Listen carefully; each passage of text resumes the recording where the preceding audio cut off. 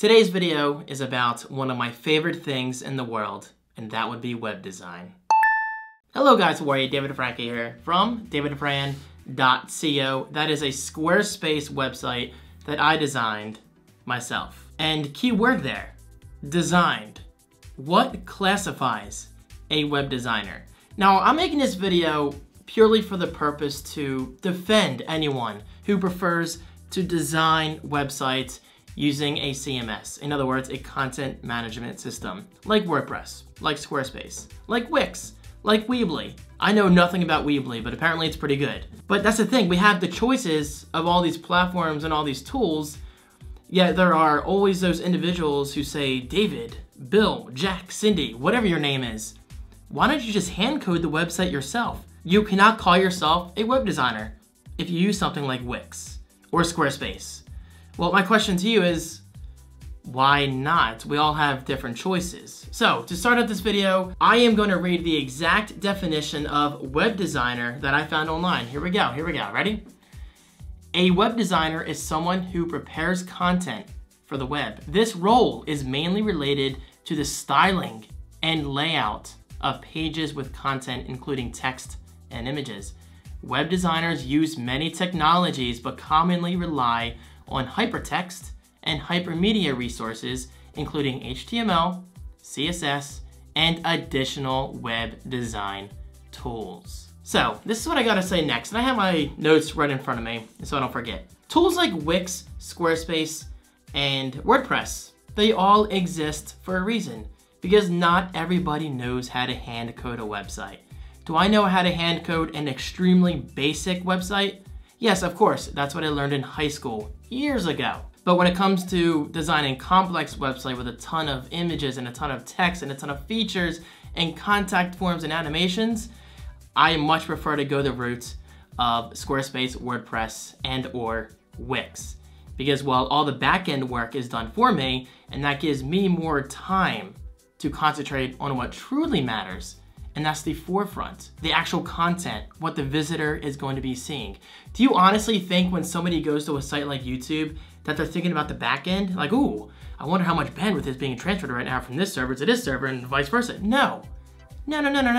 Users don't give a shit about that stuff. Users just care about what's in front of them. Now, I'm not gonna call myself the average consumer, because I'm not. I consider myself a prosumer. I use the tools that I have access to make money. Hence this video. I'm getting paid, not to make this video, but I'm getting paid with this video with advertising revenue. And perhaps you'll sign up using my Wix affiliate link at the end of this video, and well, in turn, I make money off that sale. Okay, so backing up a bit, I like to use this analogy whenever someone brings up convenience as if it's a bad thing. Would you rather do a math problem on paper or use a calculator? Now, you can do either one for both good reasons. Number one, you can do a math problem on paper because that teaches you how to solve that problem. And well, it's a step-by-step process. That is what we learned in school, is it not? But then as you get older and you're busier in life and you just want to save time and save money for that matter, wouldn't you much rather use a calculator because a calculator is going to do work for you? Of course you would. I don't know anyone in their right mind who would want to multiply 1,268,512 times 56 on paper. On paper. Who does that when we have the ease and the convenience of something like a calculator? And guys, honestly, it's no different than hand coding or making a website using a CMS. Some people prefer that long, tedious process. But users like you and myself, who care about our time and care about making money with that time, because let's face it, the phrase, time is money, that's true, well, we're gonna use a calculator. However, and I have this in my next note, it doesn't hurt to build knowledge in a variety of skills. I am very well versed in WordPress, Squarespace, and eventually Wix. Wix is my newest CMS that I'm currently using. But I will be learning more about that over time as I naturally use it. But with that said, it's extremely important that you have skills in other areas, especially HTML and CSS. You should not be designing websites for a living if you do not know the basic skills of HTML and CSS. Now, thankfully, I was lucky enough to learn HTML back in high school, and I'm pretty sure that's the class that got me into web design in general. I will never forget the feeling when I created an HTML file in Notepad on Windows. I think it was like Windows XP back then. And I saved the file and I opened it in IE, I guess it was Internet Explorer. And I saw my results go from code to some kind of like visual format. And as basic as that is, that's amazing that you can take code and turn it into something visual.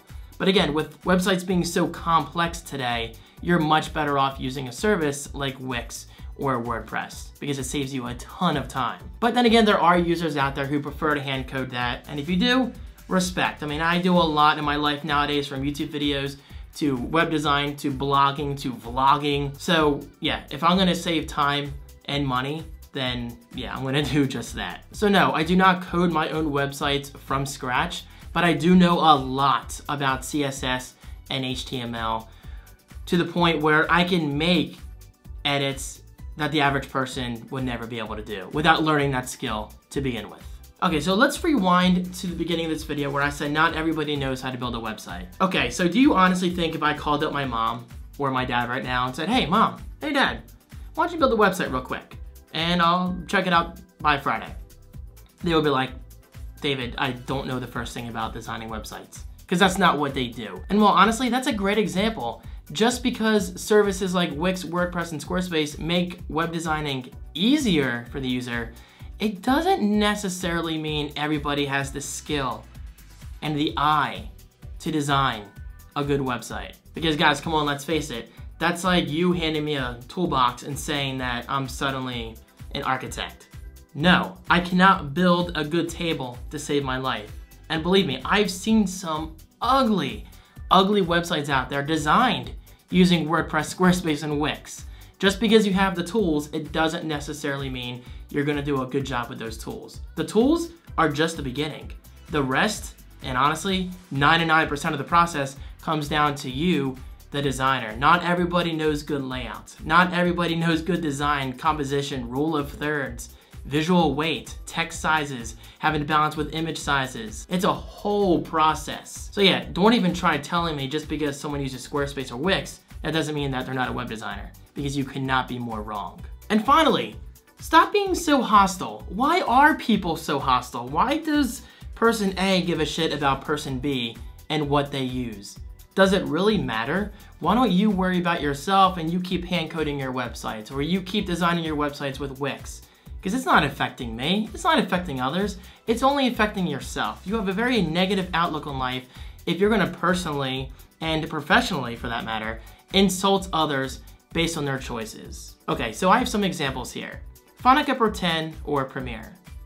Who gives a shit? They both do a good job. PlayStation or Xbox.